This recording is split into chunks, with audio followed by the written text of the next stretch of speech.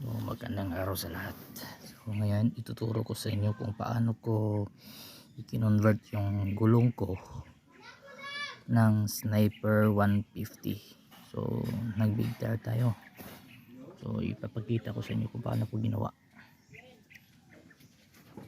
Tara, let's go. So dito, ang ginawa ko dito sa bracket ng caliper, binawasan ko dito para lalaki yung butas dyan, para yung pag-adjust mo ng caliper di ka mahihirapan. At dito naman banda pinutol ko dyan, at dito nagkat ako ng V-cut doon dyan para maiangat yung caliper. So ang ginawa ko, nagkat ako dito para pagpukpok ko dito, so mag-open yung dito, mag-open ng malaki dyan banda para maangat yung caliper yan. So ganun lang ginawa ko dito, kasi pag hindi natin inangat yung caliper, sasayad dun sa disc brake. At dito naman sa bearing, yung ginamit ko 6202 ang size. 6202 lang kasi yung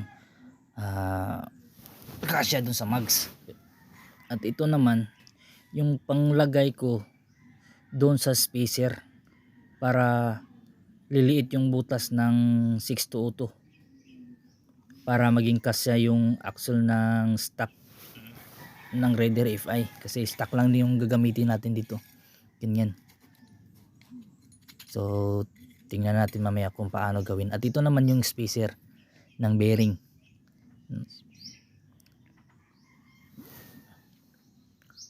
So ginawa ko lang yan, pinutol yung tubo, sinukat ko lang yung distansya ng bearing magkabilaan para maging kasya, ganun. So tapos ipasok natin yung bearing.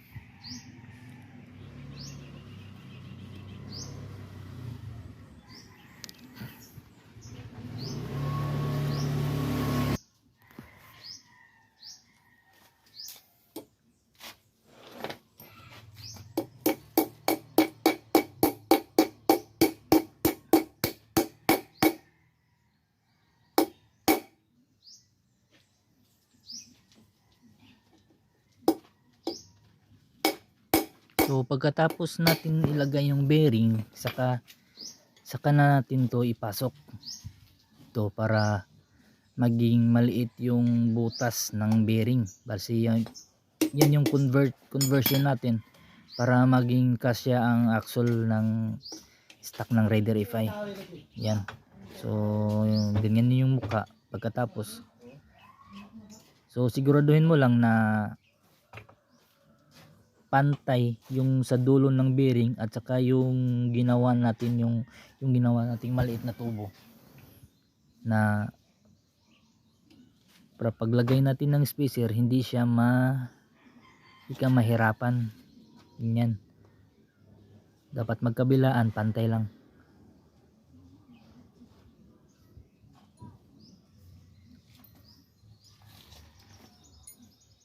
So ito na, para kasya yung axle, ganyan. Kasi yung hindi tayo bumili ng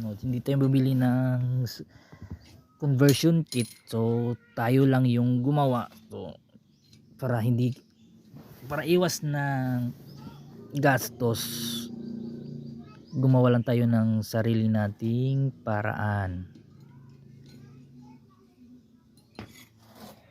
Medyo may kamahalan kasi yung conversion kit, kaya ginawa natin, gumawa tayo ng sarili nating conversion kit.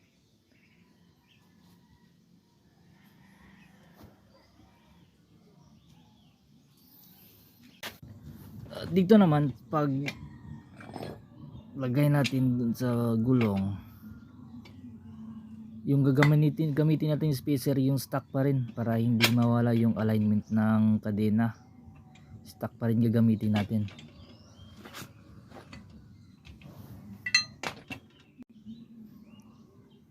At yung spacer natin dito sa banda ng disc brake, dito tayo nagbawas, so binawasan natin ng konti para kasya yung bracket ng caliper natin at saka spacer doon sa swing arm. So nagbawas lang tayo ng konti dyan.